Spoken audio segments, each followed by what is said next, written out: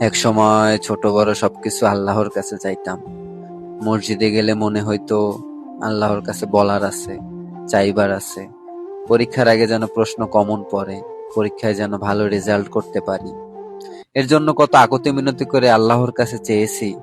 হয়তো খুব সিলি মনে হবে, কিন্তু সে সময় আমাদের ছোট্ট হৃদয়গুলো জানতো এমন একজন আছেন যার কাছে সবকিছু চাওয়া যায়, যিনি সবকিছু দিতে পারেন। ওনার কাছে অসম্ভব বলে কিচ্ছু নেই। এখন আমরা শিখছি ইউ ক্যান ডু ইট। স্বপ্ন যেন তোমাকে ঘুমোতে না দেয়।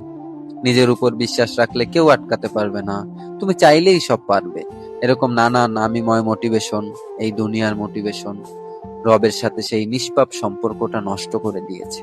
আল্লাহর কাছে নাছোড়বান্দার মতো কিছু চাইবার সেই সহজ সরল জীবনটা আমাদের ছেড়ে চলে গেছে।